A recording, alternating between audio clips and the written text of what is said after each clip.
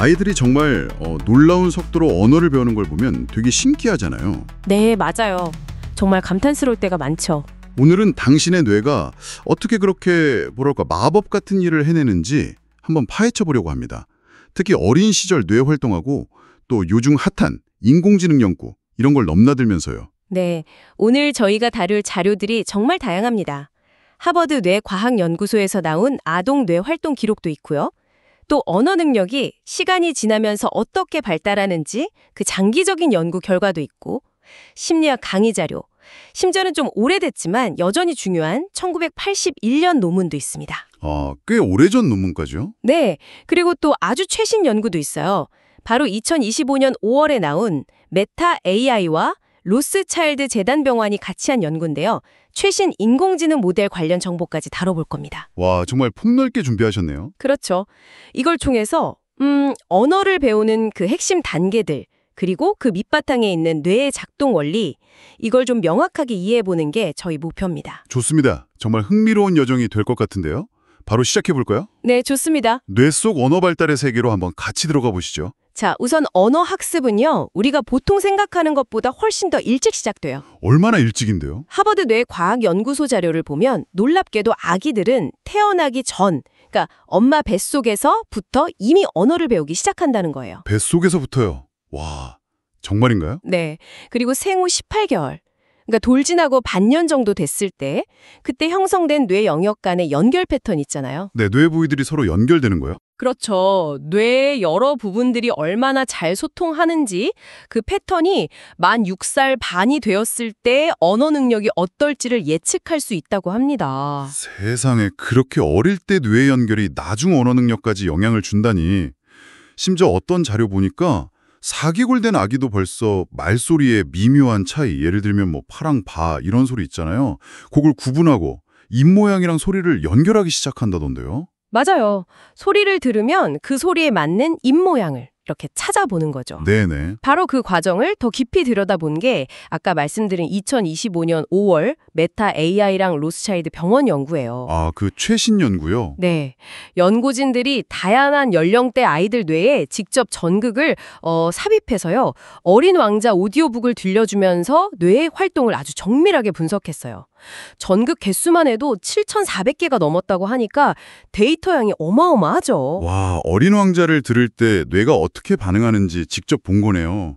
그래서 뭘 발견했나요? 특별한 거 있었어요? 네, 아주 어린 아이들, 그러니까 2세에서 5세 사이 아이들 뇌에서도 이미 상당히 복잡한 언어 정보 처리가 일어나고 있더라는 걸 확인했어요. 오. 특히 흥미로운 점은 그 풋소리랑 붓소리, 같이 아주 빠르고 미세한 발음 차이 있잖아요. 네, 포네틱 피처라고 하죠. 맞습니다. 그 포네틱 피처를 구분하는 능력, 이건 어린 아이들의 상측두회, 그러니까 귀 근처에 있는 뇌 영역에서 이미 성인이랑 거의 비슷하게 처리되고 있더라는 겁니다. 벌써요? 그 어린 나이에? 네.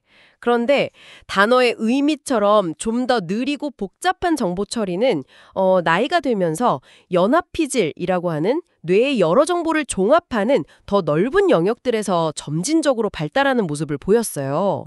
아하, 그러니까 소리 자체를 알아듣는 능력은 되게 일찍 발달하는데 그 소리가 무슨 뜻인지를 이해하는 능력은 좀 더 천천히 다른 뇌 영역에서 발달한다 이런 거군요. 정확합니다. 처리 속도에 따라서 뇌의 다른 영역이 활성화되고 발달 속도도 다르다는 거죠. 이게 참 신기한 부분이에요. 네, 그러네요. 언어 처리라는 게 단계적으로 층을 쌓아 올리듯이 발달한다는 걸 보여주는 아주 중요한 발견입니다. 이걸 통해서 언어의 기본 단위들, 예를 들면 소리의 최소 단위인 음소, 포넴이라고 하죠. 네, 밥에서 브, 아, 브 같은 소리요? 그렇죠. 그리고 의미의 최소 단위인 형태소, 몰핌이라고 하는 거예요. 먹었다에서 다처럼 의미를 가진 가장 작은 조각들, 이런 것들이 뇌에서 어떻게 순서대로 처리되는지 이해하는데 큰 도움을 줍니다. 아, 그렇군요. 근데 언어 이야기하면 또 빼놓을 수 없는 아주 유명한 뇌 영역들 있잖아요. 브로카 영역이랑 베르니케 영역이요. 아, 네. 아주 고전적이면서도 핵심적인 영역들이죠. 연어 자료에서 다 나오던데 이들은 정확히 어떻게 다른 건가요? 네. 간단히 말하면 브로카 영역은 주로 우리가 말을 하거나 글을 쓰는 것처럼 언어를 만들어내는, 그러니까 언어 생성 역할을 하고요. 아, 생성. 베르니케 영역은 반대로 말을 듣거나 글을 읽고 그 의미를 이해하는 역할을 주로 담당합니다. 생성과 이해 딱 나눠지는군요. 물론 실제 언어 활동은 이 두 영역만 쓰는 게 아니라 뇌의 여러 부분이 복잡하게 협력해서 이루어지지만 이 둘이 핵심적인 역할을 한다는 건 분명해요. 그렇군요. 그럼 이런 언어 능력이 막 발달하는데 어떤 결정적인 시기 같은 게 있다는 이야기도 있던데요. 아, 네, 맞습니다. 그게 또 아주 중요한 개념인데 1981년에 나온 그 PMIC 자료 논문에서 이미 언어 발달의 결정적 시기, 크리티컬 피리어드라고 하죠. 그 개념이랑 환경의 중요성을 강조했어요. 결정적 시기요? 네, 이 시기에 언어적인 자극, 그러니까 말을 주변에서 듣고 또 직접 사용해보는 경험, 이걸 통해서 뇌의 신경 연결들이 기능적으로 검증된다는 가설이에요. 기능적 검증이요? 좀 어려운데요. 아, 쉽게 말하면요. 우리가 언어를 실제로 사용하는 경험을 해야만 그와 관련된 뇌회로가 아, 이거 진짜 필요한 거구나, 쓸모 있구나 하고 확인받고 더 튼튼하게 강화된다는 거예요. 아하, 약간 경험 기반 최적화 같은 거네요. 그렇죠. 딱 맞는 표현입니다. 단순히 타고나는 것 이상으로 환경과의 상호작용이 뇌 구조를 만드는데 직접적인 영향을 미친다는 거죠. 써봐야 진짜 내 것이다. 약간 이런 느낌이네요. 네네. 근데 또 궁금한 게 언어를 배우다 보면 어느 순간 실력이 안 느는 것 같고 어떨 땐 오히려 막 퇴보하는 것처럼 느껴질 때도 있잖아요. 이거 왜 그런 걸까요? 그거 정말 흥미로운 지점인데요. 레빗 같은 데서 토론하는 글을 보면 U자형 학습 곡선이라는 설명이 나와요. U자형이요. 네, 처음에는 간단한 단어나 표현 배우면서 실력이 쭉 느는 것처럼 보여요. 이게 곡선의 시작 부분이죠. 그러다가 문법 규칙같이 좀 복잡한 내용을 배우기 시작하면 오히려 실수도 많이 하고 어렵게 느껴지는 시기가 와요. 이게 곡선의 바닥 부분, U자의 밑바닥인 거죠. 아, 그럴 때 좌절 많이 하죠. 맞아요. 하지만 이 단계를 딱 넘어서면 결국 더 정확하고 풍부하게 언어를 구사하게 됩니다. 다시 곡선이 상승하는 거죠. 아, U자 모양으로 회복하고 더 성장하는군요. 네. 그리고 또 하나, 듣고 이해하는 능력하고 실제로 말하는 능력하고 발달 속도가 좀 다르거든요. 이것도 그런 느낌에 영향을 줄 수 있고요. 듣는 건 되는데 말이 잘 안 나올 때 답답하죠. 그렇죠. 그렇군요. 되게 재미있네요. 그런데 이런 인간의 언어학습 과정이 요즘 진짜 많이 이야기하는 인공지능, 특히 그 대규모 언어 모델 LLM 있잖아요. LLM? 그거랑 어떤 관련이 있을까요? 바로 그 점이 아까 말씀드린 메타 AI 연구의 또 다른 흥미로운 포인트입니다. 라마3 같은 LLM 모델이 방대한 텍스트 데이터를 학습하잖아요. 네, 엄청난 양을 학습하죠. 그렇게 학습을 거치면서 그 모델 내부에서 정보를 처리하는 방식이 놀랍게도 인간 성인의 뇌에서 언어 정보를 처리하는 패턴하고 점점 비슷해진다는 걸 발견했어요. 정말요? AI가 인간 뇌를 닮아간다고요? 네, 그런 경향성을 보인다는 거죠. 물론 아직 결정적인 차이는 커요. 인간 아이는 사실 비교적 적은 양의 언어 노출만으로도 굉장히 효율적으로 배우잖아요. 그렇죠. 몇백만 단어 정도면 충분하다고 하죠. 근데 현재 AI는 수십억 단어, 훨씬 더 많은 데이터가 필요하거든요. 효율성 면에선 아직 차이가 크죠. 확실히 인간의 학습 효율은 정말 대단하네요. 그럼요. 하지만 이 연구는 AI가 단순히 인간의 말을 그냥 흉내내는 걸 넘어서 인간 뇌가 언어를 처리하고 발달시키는 그 복잡한 메커니즘을 이해하는데 아주 강력한 도구가 될 수 있다는 가능성을 보여주는 거예요.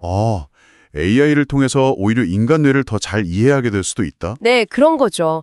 예를 들어 엘사라고 Emergent Language Symbolic Autoencoder의 약자인데 이런 모델은 뇌 신경망의 계층적인 구조 자체를 좀 모방하려는 시도이기도 하고요. 엘사. 그러니까 AI 기술 발전이 역으로 뇌과학 연구에 새로운 통찰력, 새로운 아이디어를 줄 수 있다는 겁니다. 와, 오늘 이야기 들어보니까 언어 발달이라는 게 정말 경이로운 과정이네요.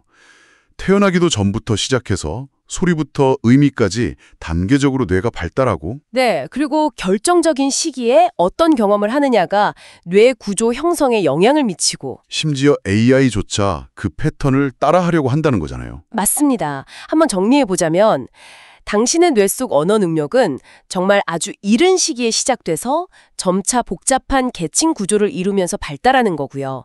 그리고 그 결정적 시기에 풍부한 언어적 경험, 이게 이 과정에 정말 결정적인 영향을 미칩니다. 네.